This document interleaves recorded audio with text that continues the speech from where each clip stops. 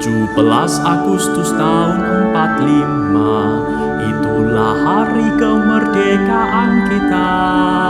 Hari merdeka nusa dan bangsa, hari lahirnya bangsa Indonesia. Merdeka, sekali merdeka tetap merdeka, selama hayat masih dikandung badan. Kita tetap setia mempertahankan Indonesia. Kita tetap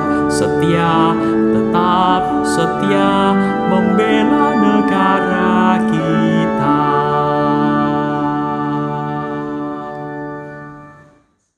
Selamat pagi Bapak Ibu, Saudara-saudari yang terkasih di dalam Tuhan. Pagi ini adalah pagi yang istimewa, karena hari ini kita merayakan hari ulang tahun kemerdekaan negeri kita, Indonesia. Ketika Tuhan menempatkan kita di Indonesia, pasti Tuhan memiliki rencana yang indah bagi diri kita dan juga bagi Indonesia. Oleh sebab itu, mari bersama-sama kita belajar akan firman Tuhan, supaya kita bisa mengerti apa yang Tuhan rencanakan bagi kita dan bagi negeri kita, Indonesia. Kita berdoa. Bapa di surga, kami bersyukur Engkau sudah mengaruniakan kemerdekaan kepada bangsa dan negara kami. Dan hari ini kami merayakan kemerdekaan itu dengan penuh sukacita. Di tengah-tengah keprihatinan akan pandemi yang belum usai, kami pun tetap merasakan sukacita perayaan kemerdekaan. Dan sebagai anak-anak-Mu, kami ingin mengisinya dengan kembali merenungkan firman-Mu, sehingga kami mengerti apa yang Kau rencanakan bagi kami dan bagi negeri kami Indonesia. Pasti sebuah rencana yang indah, rancangan damai sejahtera.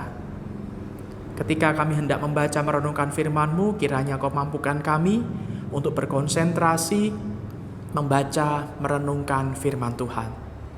Dalam nama Tuhan Yesus kami berdoa. Amin. Tema perenungan firman Tuhan pada pagi hari ini adalah perkataan yang membangun. Bacaan diambil dari Efesus pasal 4 ayat 29.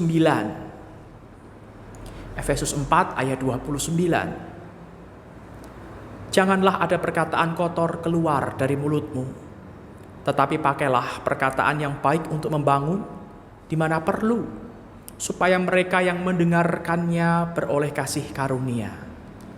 Demikianlah sabda Tuhan, syukur kepada Allah. Jemaat Tuhan, hasil riset yang dimuat dalam salah satu portal berita pada tahun 2016 mengungkapkan fakta bahwa verbal bullying ternyata jauh lebih berbahaya dan lebih mematikan dibanding physical bullying. Pembulian secara verbal ini memang tidak menimbulkan luka yang terlihat secara kasat mata, tetapi menimbulkan goresan luka yang nyata di dalam jiwa.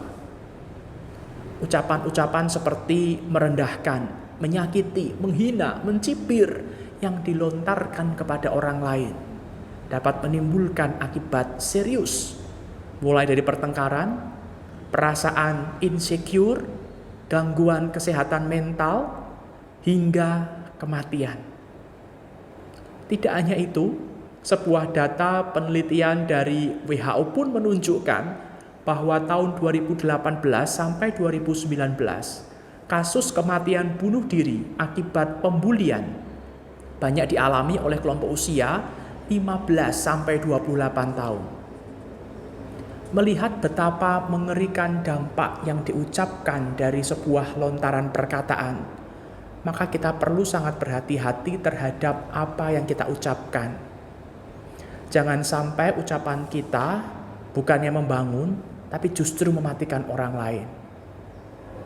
Pada bagian firman Tuhan yang hari ini kita baca, kita kembali diingatkan mengenai bagaimana bertutur kata yang baik, membangun, menjadi berkat bagi sesama.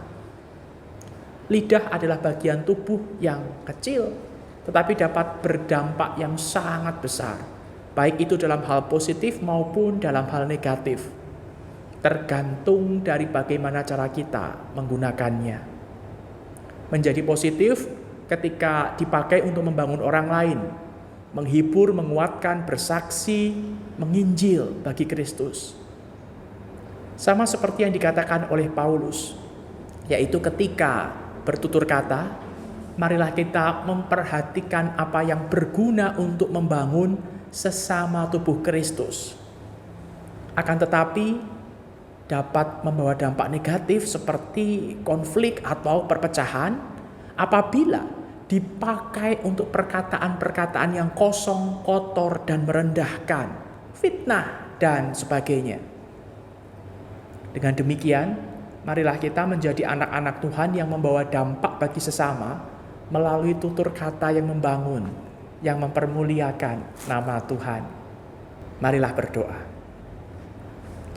Bapa di surga, di hari yang istimewa ini kami kembali diingatkan melalui firman-Mu supaya kami boleh bertutur kata yang baik, bertutur kata yang membangun sesama anggota tubuh Kristus.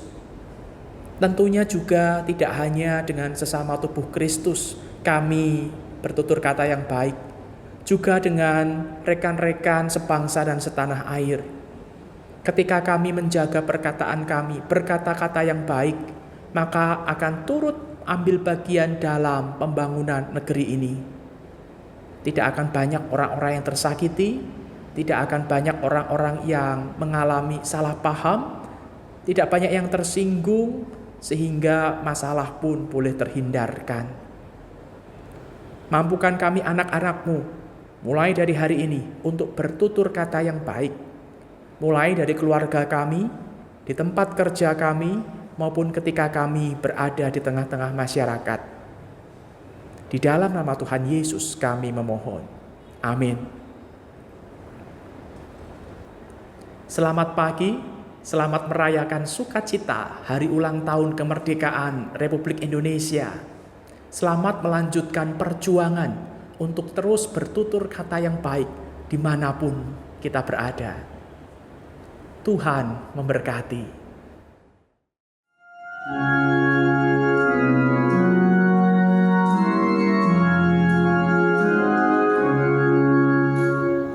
Indonesia negaraku, Tuhan yang memberikannya.